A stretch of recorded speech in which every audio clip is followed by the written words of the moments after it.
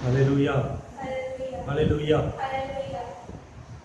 परमेश्वर का नाम को महिमा हो। परमेश्वर पिछले 7 महीना हमको संभाल कर सुरक्षित रखे। ये 8वां महीने में प्रवेश करने के लिए परमेश्वर ने मदद किया, हमको, अपना परिवार को, सबको अच्छी तरह संभाला। इसलिए परमेश्वर को धन्यवाद देता हूँ। हालेलुया। हालेलुया। हम पिछले हफ्ते में हम मनन करके आ रहे थे।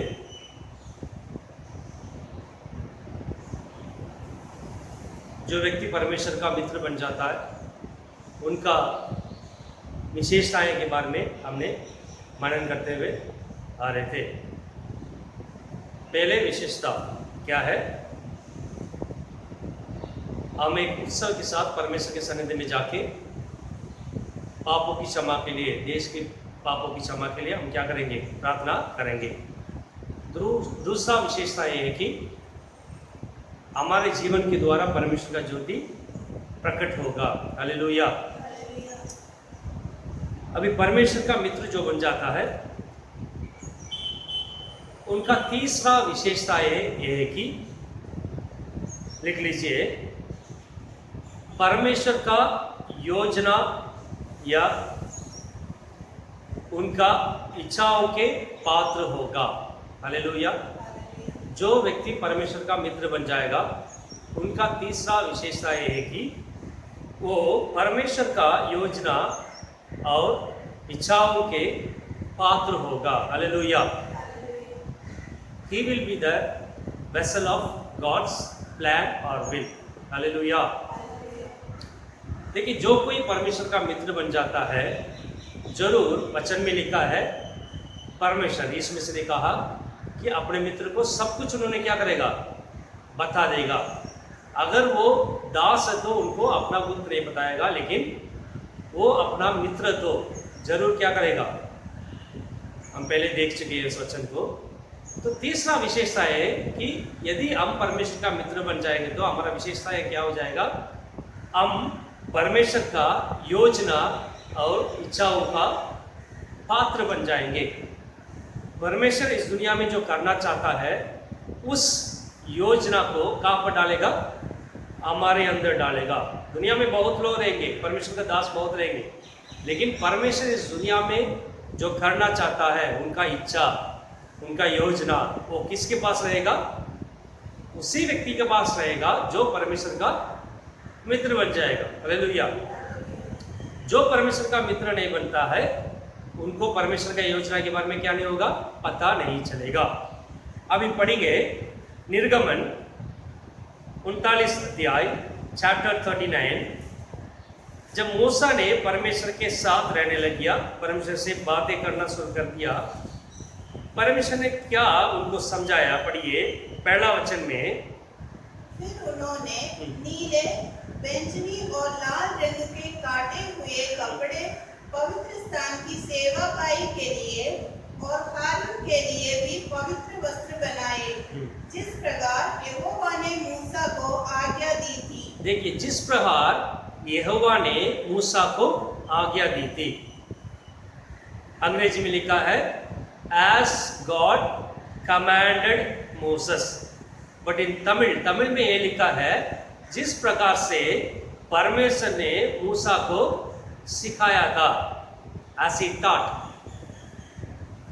सिर्फ पहला वचन में नहीं है, 5वां वचन, 7वां वचन, 21वां वचन, 26वां वचन, 42 वचन, ये सब में हम पढ़ेंगे जिस प्रकार परमेश्वर ने मूसा को आज्ञा दी थी, as God commanded, as God taught।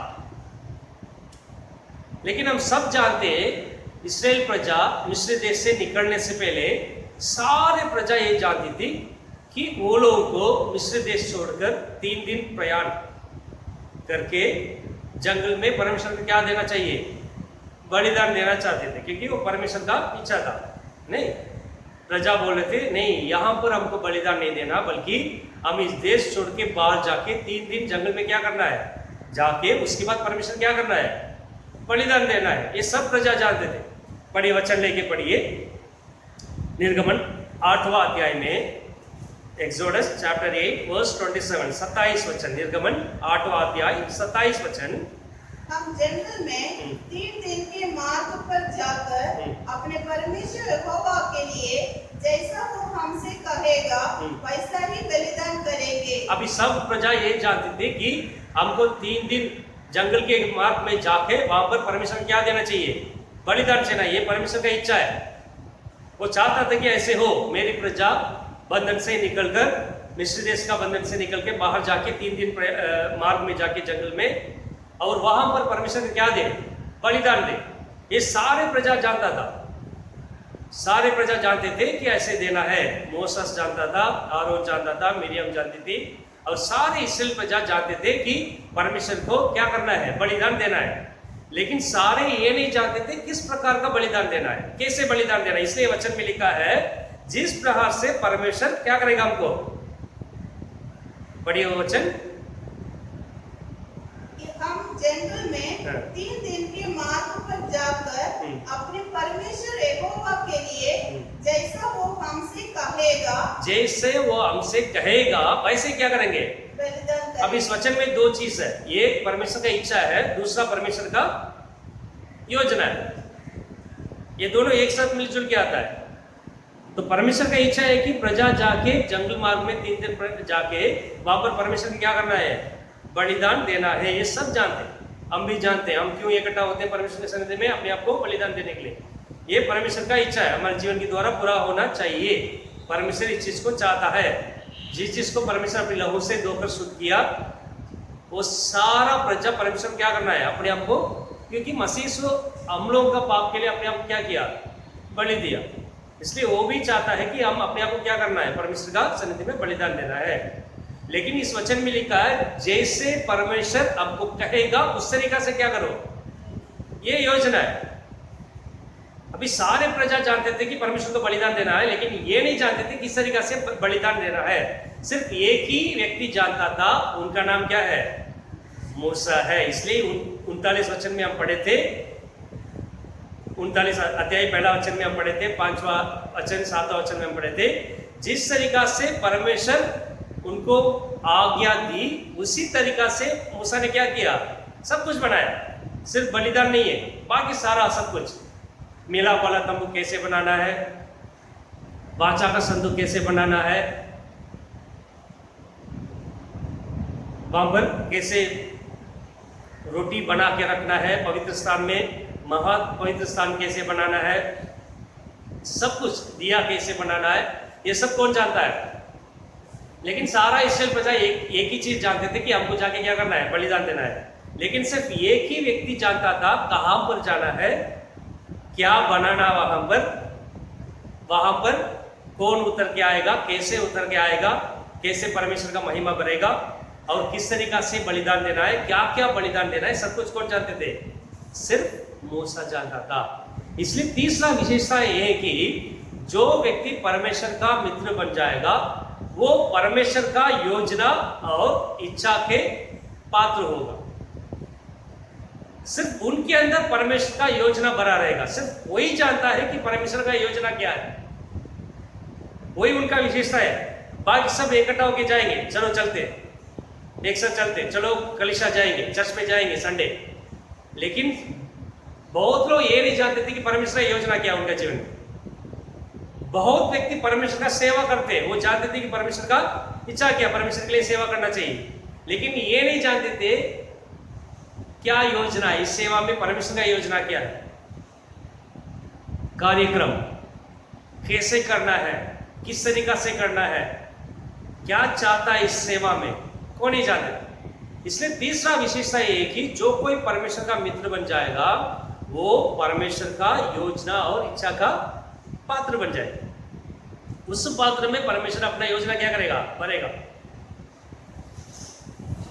ठीक है, अभी पढ़ेंगे वचन, पढ़िए रोमियो 12 अध्याय 1 वचन में, रोमियो 12 अध्याय 1 वचन, रोमन चैप्टर 12 वर्स 1 में। इसलिए हे भाइयों, मैं तुमसे परमेश्वर की दया स्मरण दिलाकर विनती करता हूँ कि अपने शरीरों को जीवित और पवित्र और परमेश्वर को भावता हुआ बलिदान करके चढ़ाओ, ठीक है, अभी पौलुस ये कहता है कलीसियाओं को अपने शरीर को क्या करना है, जीवित, पवित्र और परमेश्वर का भावता हुआ क्या देना है, बलिदान देना। हम परमेश्वर का सन्निधि में क्यों आते हैं?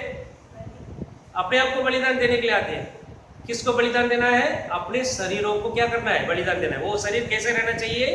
जिस तरीका से पुराने नियम में कुछ जानवर को, पशुओं को लेके आएंगे बलिदान देने के लिए, वो कैसे होना चाहिए? पवित्र होना चाहिए, उसमें कुछ कलंक नहीं होना चाहिए, टूटा फूटा नहीं होना चाहिए, नहीं लंगड़ा नहीं होना चाहिए, अंधा नहीं होना चाहिए।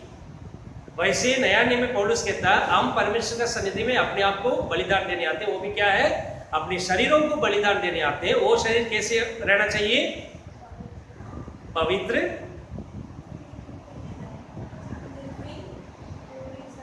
और परमेश्वर को भावता हुआ बलिदान करके अपने शरीर परमेश्वर का पहला चीज जीवित, दूसरा चीज पवित्र और तीसरा चीज भावता हुआ बलिदान होनी चाहिए। हमारा शरीर, अगर मेरे शरीर जीवित नहीं है और पवित्र नहीं है, परमेश्वर का भावता हुआ बलि नहीं है, आके परमेश्वर के सन्निधि में क्या नहीं देना चाहिए? क्या नहीं दे सकते? अपने शरीर को बलि नहीं दे सकते। सारी प्रजा जानते हैं। अगला आगे लिखा है यही तुम्हारी आत्मिक सेवा है। क्या है? यही तुम्हारी आत्मिक सेवा है। तो सब जानते हैं कि आत्मिक सेवा क्या, अपने आप को परमेश्वर क्या करना है, अर्पण करना है, बलिदान करना है, ये आत्मिक सेवा सारा जानते हैं। हम इसलिए मंदिर में आते हैं, परमेश्वर का सन्निधि में आते हैं। लेकिन पौलुस कहता है वो परमेश्वर की इच्छा है, लेकिन योजना क्या है? What is the plan? आपका शरीर को ऐसे मत लेकर आइए, उसको कैसे लेके आओ? जीवित होना चाहिए, पवित्र होना चाहिए, परमेश्वर का भावता हुआ शरीर होना चाहिए। तब आके आप परमेश्वर का सन्निधि में क्या दे सकते हैं? बलिदान दे सकते हैं। उसी बलिदान को परमेश्वर क्या करेगा? अंगीकार करेगा। तो सारा मसीह के लोग जानते हैं कि हम अपने आप को क्या करना है, बलिदान देना है। ये परमेश्वर का आत्मिक सेवा जानते हैं, इसलिए परमेश्वर के सन्निधि में आते हैं। क्योंकि वचन में लिखा कोई तुमको एक साइड थप्पड़ मारेगा, दूसरा साइड में क्या करो? चेहरा दिखा दो। अगर तुमको 1 किलोमीटर बुलाएगा तो 2 किलोमीटर का क्या करो? उसके साथ जाओ। ये कपड़ा तुमसे छीनने की कोशिश करेगा, कपड़ा का क्या कर दो? तुमको कोई गाली देगा तो उनको क्या कर दो? आशीष दो। ये सब हम जानते हैं, लेकिन किस तरीका से देना चाहिए कोई नहीं जानता। इसलिए वचन में पौलुस कहता है सोच लो आपका शरीर कैसे होना चाहिए परमेश्वर के सन्निधि में आते हो? जीवित होना चाहिए, पवित्र होना चाहिए और परमेश्वर का भावता हुआ बलिदान होना चाहिए। इसलिए सारा इस्राएल प्रजा जानते थे कि हमको जाके जंगल के मार्ग में 3 दिन जाके परमेश्वर का बलिदान देना है। लेकिन कोई नहीं ये जानते थे कि कहां पर कैसे बलिदान देना है, क्या बनाना, कोई नहीं जानते थे। सिर्फ एक ही व्यक्ति जानता था कि परमेश्वर ऐसे नहीं आ जाएगा, बल्कि क्या करना चाहिए? वहां पर एक मिलाप वाला तंबू बनाना चाहिए, वाचा का संदूक एक बनाओ, उसके ऊपर केरू बना के रखो, बलिपीठ बनाओ।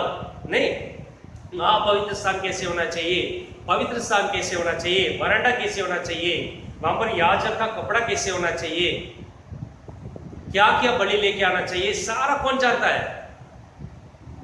मूसा जानता था। इसलिए तीसरा विशेषता ये है कि जो कोई परमेश्वर का मित्र बन जाएगा वही जानता है कि परमेश्वर का योजना क्या है, परमेश्वर का आपके जीवन में क्या क्या करना चाहिए, उनका इच्छा क्या करके पूरा कौन जानता है? सिर्फ एक मित्र जानता है। नहीं तो हम भी बाकी मसीह के लोग क्या करेंगे? जैसा सिर्फ जाएंगे, वचन सुनाएंगे, सुनेंगे और आ जाएंगे। बहुत लोग कलीसिया चलाते, सब सोचते हैं कि पहला एक प्रार्थना होना चाहिए, फिर 3 गाना होना चाहिए, फिर क्या करना चाहिए? कुछ वचन पढ़ना चाहिए, वचन संगीता, फिर थोड़ा वचन सुनेंगे, क्या करना है? क्योंकि ऐसे चलते हुए आ रहा, ये गलत नहीं है। लेकिन आपको परमेश्वर सेवा करने के लिए बुलाया, क्या सेवा करने के लिए बुलाया? क्या अपोस्तल है, इवांजेलिस्ट है और भविष्यवक्ता है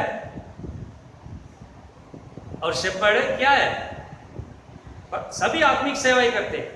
लेकिन आपके जीवन में, आपका सेवा में क्या प्लान है, एग्जैक्टली परमेश्वर का क्या योजना बोल के अगर आपको जानना चाहिए तो आपको क्या बनना पड़ेगा? परमेश्वर की सन्निधि में जाके उनका मित्र बनना पड़ेगा।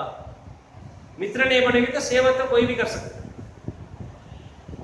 यूट्यूब में आजकल मैसेज डाल रहे हैं, सब कोई कर सकते हैं, लेकिन सही तरीका से आपको परमेश्वर का योजना आपका सेवा में क्या है बोल के जानना चाहिए। तो आपको क्या बनना पड़ेगा परमेश्वर का? सिर्फ एक दास नहीं बल्कि एक मित्र बनना चाहिए। हालेलुया। अभी आप सोच सकते हैं कि आप मुझसे पूछना चाहते हो आपकी क्या परमेश्वर का योजना क्या है। मेरा सेवा में, आत्मिक सेवा में क्या योजना बोल के मैं ही जानता हूं। आपका सेवा में परमेश्वर का क्या योजना बोल के आपको ही परमेश्वर से क्या करना पड़ेगा। लेकिन परमेश्वर की इच्छा हम सब जानते हैं, परमेश्वर का सेवा करना, आत्मिक सेवा करना है, अपने आप को बलिदान देना है, परमेश्वर सेवा जैसा ही क्या करना हमको, जिस दुनिया से जैसे सेवा किया वैसे हमको सेवा करना पड़ेगा, ये सब जानते हैं। लेकिन क्या क्या करना है, क्योंकि वचन में लिखा पढ़िए यूहन्ना 5 अध्याय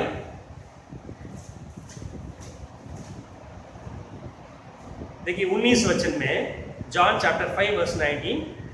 इस पर यीशु ने उनसे कहा, मैं तुमसे सच सच कहता हूँ, पुत्र आपसे कुछ नहीं कर सकता, केवल वो जो पिता के करते देखता है। वो जो पिता करते देखता है, उसके अलावा पुत्र आपके जीवन में क्या नहीं कर सकता, कुछ नहीं कर सकता।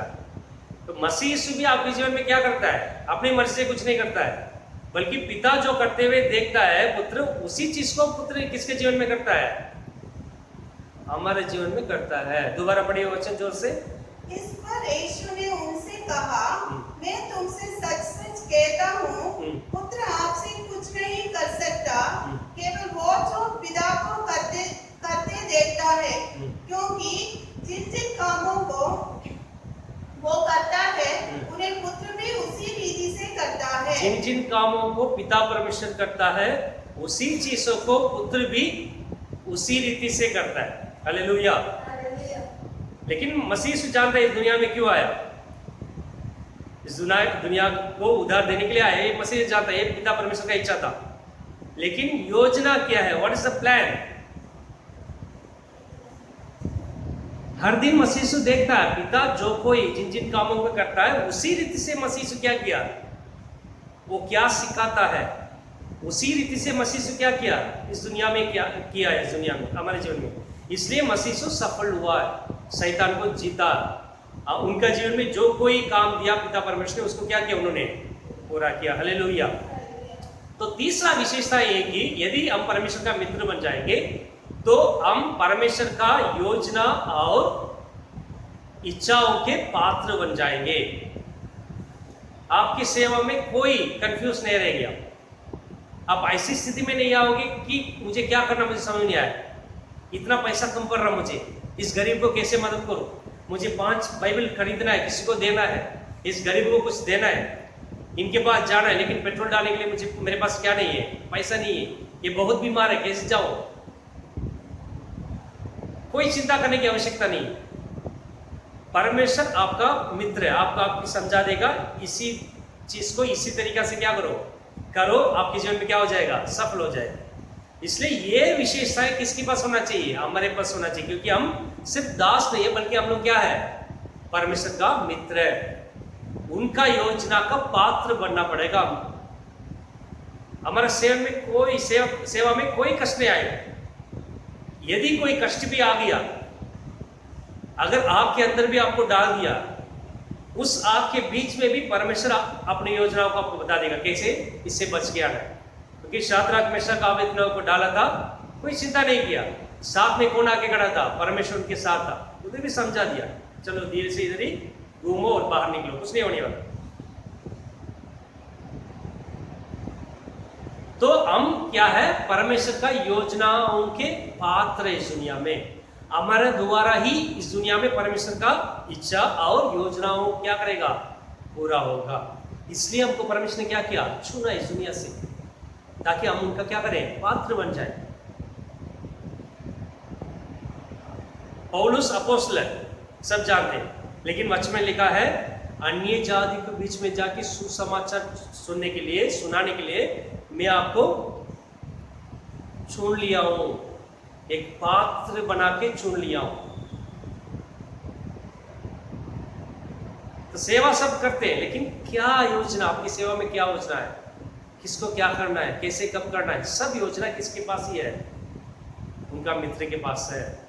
मसीह से कहता है, तुम मेरे दास नहीं हो, दास अपने स्वामी जो कुछ करना चाहते सब नहीं जानता है, लेकिन आप मेरे मित्र हो, क्योंकि एक मित्र को सारा कुछ परमेश्वर क्या कर देगा, समझा देगा। हमको परमेश्वर क्या बना दिया, एक मित्र बना दिया। सारे इस बजाय ये जानते थे कि जंगल मार्ग में जाके बलिदान देना है, लेकिन मूसा ये जानता था कि वहां जाके क्या बनाना पड़ेगा, कितना फुट ऊंची होना चाहिए, कितना लंबी होना चाहिए बलिदान देने का स्थल, और महापवित्र स्थान कितना ऊंचा होना चाहिए, कितना लंबा होना चाहिए, पवित्र स्थान कितना ऊंचा होना चाहिए, सारा कुछ कौन जानता था।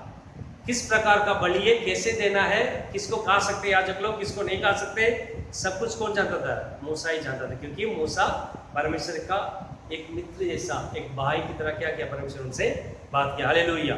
अभी तीसरा विशेषता है क्या है, हम परमेश्वर का यही मित्र, तो हम परमेश्वर का योजनाओं के पात्र होना चाहिए। हालेलुया। अगर हो जाएंगे आप परमेश्वर का योजनाओं के पात्र, कुछ भी आपके सामने खड़े हो, उसके आपके अंदर एक प्लान होगा, एक योजना होगा परमेश्वर का, उसका सही रीति से क्या कर देंगे आप लोग, निकल के बाहर आ जाएंगे। हालेलुया। चाहे वो कोरोना हो, चाहे इससे बड़ी बड़ी आपत्ति हो, कुछ भी हो, चिंता करने की आवश्यकता नहीं है। आपके जीवन किसके हाथ में है, परमेश्वर का हाथ में है। परमेश्वर की इच्छा के बिना आपके सिर से एक बाल भी क्या नहीं करेगा, गिरेगा नहीं, कोई नहीं छू सकता है। यदि अनुमति करता है परमेश्वर, तभी कुछ संसार की चीज आपके ऊपर क्या कर सकता है, कुछ कर सकता है, नहीं तो कुछ नहीं हो सकता। आपके सिर से एक बाल भी क्या नहीं करेगा, नहीं गिरेगा। हालेलुया। क्योंकि कुछ भी हो आपके सामने, आपके अंदर क्या होगा, परमेश्वर का योजना होगी। सिर्फ इच्छा लेके आगे नहीं बढ़ना है, उस इच्छा के अंदर परमेश्वर का योजना। एक आखिरी वचन पढ़ के खत्म कर देंगे, एफेसी किताब, एफेसस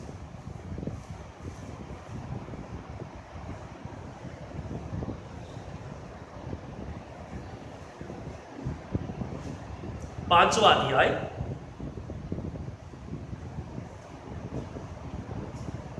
15 से 17 वचन।